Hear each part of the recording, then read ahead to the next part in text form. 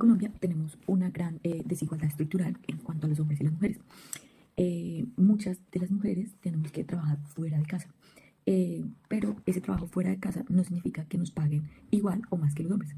Nos pagan muchas veces menos y trabajamos igual que los hombres. Pero sumándole a eso, los hombres no todavía culturalmente no tienen como la costumbre de asumir las cargas laborales del hogar por igual que las mujeres. Entonces eso aumenta el trabajo y el esfuerzo de las mujeres, aparte del trabajo y el esfuerzo que tienen en el trabajo externo fuera de su casa. Pero esto empeoró durante la pandemia, porque durante la pandemia aumentó el tiempo de dedicación en el hogar y aún así también tenía que hacer su trabajo externo, las que tenían un trabajo. Eh, También esto en los hombres en la pandemia no aumentó. Digamos que aunque los hombres sí asumieron alguna dinámica dentro de la casa, no era similar a la dinámica que siempre hace la mujer en la casa.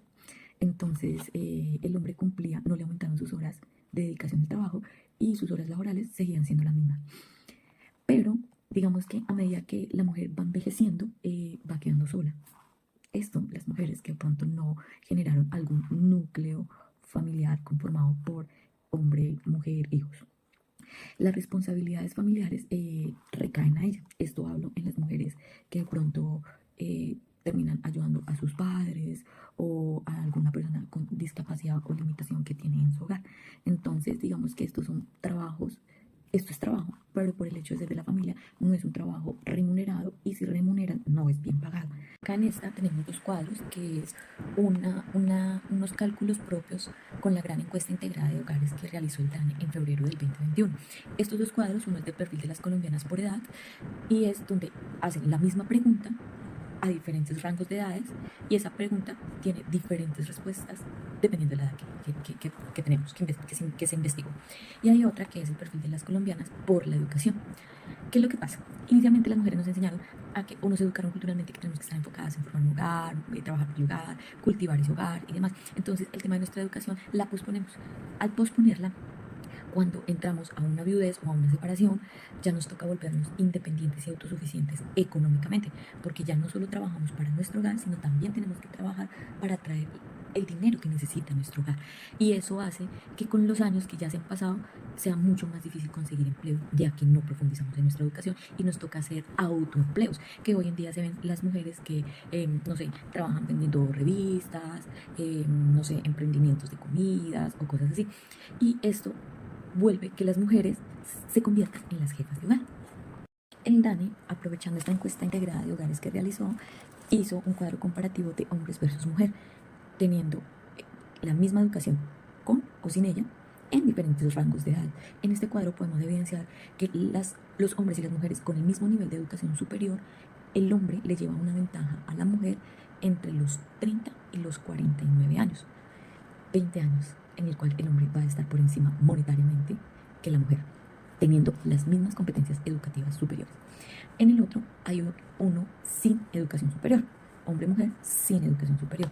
En este sí se nota la diferencia desde los 20 años hasta los 59 años, donde el hombre siempre va a tener un 20, un 30, hasta un 35% por encima de lo que se le paga a la mujer, sin tener educación. Entonces, ¿qué es lo que aquí se entiende? Que aún teniendo la mujer educación superior hay una desigualdad de género, pero también hay dos casos críticos para estas dos cuadros comparativos, y es que está el techo de cristal y están los pisos de arenas movedizas. El techo de cristal es que simplemente una mujer con toda la educación y todas las capacidades siempre va a estar en una constante lucha de mucho cuidado y de mucha experticia para poder igualar o superar los ingresos de ese hombre que tiene las mismas capacidades educativas que ella, pero aún así él sigue estando por encima de ella. Ese se le llama techo de cristal. El otro, piso de arenas movedizas. ¿Por qué piso de arenas movedizas? Porque aunque los dos géneros están sin educación, la mujer sí tiene una desventaja bastante grande en los pagos que se le dan. En ese orden de ideas, esa mujer no tiene un piso estable económico para poder solventar su hogar, aparte que tiene muy baja calidad de vida. También es un conflicto cultural el tema de que yo no pueda trabajar sino cerca o dentro de mi casa, y eso en Colombia todavía es muy difícil de lograr. Es más, las empresas o las microempresas todavía no acceden al teletrabajo. Es un tema cultural que todavía no hemos ampliado como esas opciones. Y las mujeres que somos madres, cabezas de hogar, se nos dificulta escoger entre el trabajo, pero también obligaciones de cuidar el hogar y los hijos, y poder tener esos dos tiempos unidos y rendir al 100% complica todo. Hay una desigualdad territorial bastante grande, y es que, por ejemplo, en Barranquilla y en Pasto se ve mucho machismo. O sea, todavía en estas regiones dicen que las mujeres, si tienen un hombre solvente, las mujeres tienen que quedarse en su casa trabajando por su hogar dentro de los quehaceres de la casa, ya que no hay problema en que ellas salgan porque tienen un hombre que solventa las necesidades económicas de la casa. En cambio, en Bogotá, en Bucaramanga, en más o menos Cundinamarca, esto ya no se ve. Esto no al 100% ni al 80%, pero es muy poco lo que se ve, que los hombres y las mujeres comparten las mismas tareas. Mujeres con un aparato reproductor femenino que tiene ovarios, trompa de falopio, útero, que tienen este aparato y pueden crear bebés, hacer los bebés.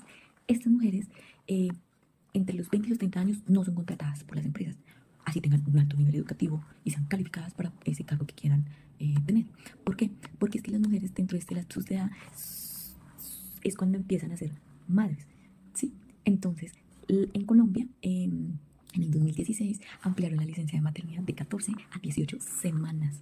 Entonces, ahí automáticamente las empresas hicieron una discriminación laboral con las mujeres jóvenes. Por esta razón, porque se les iban a aumentar los costos. Estas mujeres empleadas domésticas trabajan sin contrato, sin seguridad social, sin prestación de servicios y por los ingresos muy bajos. Son informales, por ende no les pagan todo lo de ley que les acabo de mencionar. Trabajan jornadas larguísimas, sin derechos laborales, o sea, son más casi 12 horas y ganan ¿qué? El 50% por debajo del salario mínimo. O sea, todo mal. Todo mal, no tienen acceso a pensión ni a beneficios laborales, que es lo que pues una persona con un mínimo debe tener. Y aparte de eso, estas mujeres suelen tener una educación media, es lo mínimo, es lo mínimo, eso no es ni lo mínimo, lo máximo que tiene una mujer que trabaja como empleada doméstica.